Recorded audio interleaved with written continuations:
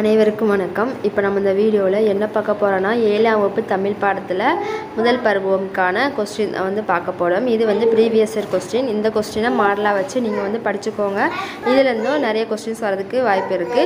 இது நமக்கு 60 மார்க்கு நடக்கும். 2 மணி நேரம் எக்ஸாம். இப்போ பார்க்கலாம். ஃபஸ்ட்டு சரியான விடையை தேர்ந்தெடுத்ததுனால நமக்கு மொத்தம் 7 ஒன்வேட் கொடுத்துருக்காங்க.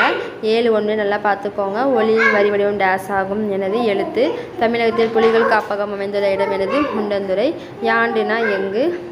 தேசியம் காத்த செம்மல் என பசுமன் முத்துராமலிங்க தேவரை பாராட்டியவர் யார்? திருவிக்காவா, பெரியாரா, நேதாஜியா, ராஜாஜியா? பார்த்துக்கோங்க. திருவிக்கா. அடுத்து ஊர்வலத்தின் முன்னால் டேஸ் அசைந்து வந்தது என்னது? யானை. யானைனா என்னது? வாரணம்.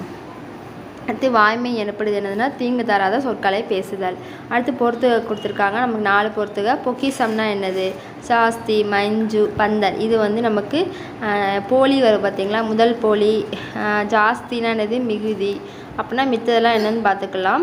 பொக்கிசம்னா செல்வம். மஞ்சுனா என்னது? முதற் போலி. பந்தர்னா கடைப்போலி. அடுத்து எவையேனும் 6 வினாக்களுக்கு ஓரிரு வாக்கிலே விடையளிக்க. 2 மார்க் கொஸ்டின். நமக்கு 7 கொஸ்டின் கொடுத்துருப்பாங்க. நம்ம அதில் அந்த சொல்கிற கொஸ்டின் மட்டும் எழுதிருக்கணும். அடுத்து எதையாவது 3, நமக்கு 5 கொஸ்டின் கொடுத்துருப்பாங்க. நம்ம அதில் 3 கொஸ்டின் மட்டும் நம்ம எழுதினா போதும். அடுத்து அடி மாறாமல் எழுத கொடுத்துருக்காங்களா? அது பாடல். குகை தங்கிய புலி தங்கிய குகைங்கிற ஒரு பாடல் இருக்குது பார்த்தீங்களா? அதோட பாடல். அதை நீங்கள் என்ன செய்யணும்னா மிஸ்டேக் இல்லாமல் எழுதணும். ஸ்பெல்லிங் மிஸ்டேக்கும் இருக்கக்கூடாது. மிஸ்டேக் இல்லாமல் எழுதணும். நெக்ஸ்ட்டு பார்த்தீங்கன்னா காடு பாடல். பச்சை மேல் நடிக்க இடம் தொடங்கும் காடு பாடல். அது 2ல் ஏதாவது ஒன்று சொல்லியிருக்காங்க. அடுத்து சொல்லல் என முடியும் குரல். இதுக்கு 2 மார்க்கு. மேலகருக்கு 4 மார்க்கு. அடுத்து அனைத்து வினாக்களுக்கு விடையளி கொடுத்துருக்காங்களா? அதில் பொருந்தா சொற்களை எடுத்து எழுத சொல்லியிருக்காங்க. 2 ஆ கொடுத்துருக்காங்க, ஆவணா கொடுத்துருக்காங்க. 2க்கும் ஒவ்வொரு மார்க்கு. அடுத்து தொகை சொற்களை விரித்து எழுதுக இருக்கா? முத்தமிழ்னானது இயலிசை நாடகம். நாற்றிசைனா வடக்கு, தெற்கு, கிழக்கு, மேற்கு.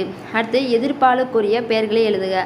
அரசன்னா அரசி, தோழினா தோழன், அந்த மாதிரி. அடுத்து இடைச்சொற்கள். கூ சேர்த்து தொடரை எழுத. மாட்டுக்கு புல் கொடுத்தார், செடிக்கு பாய்ந்த நீர். அதை சேர்த்து எழுதணும். அடுத்து கலைச்சொற்கள். யூனிட்டினா என்னது? பேரபிள்னா இது. அடுத்து வினாக்களுக்கு விடை இருக்க என்னென்னு பார்த்துக்கோங்க. கட்டுரை கேட்டிருக்காங்க. கட்டுரைக்கு ஆன்சர் பார்த்துக்கோங்க.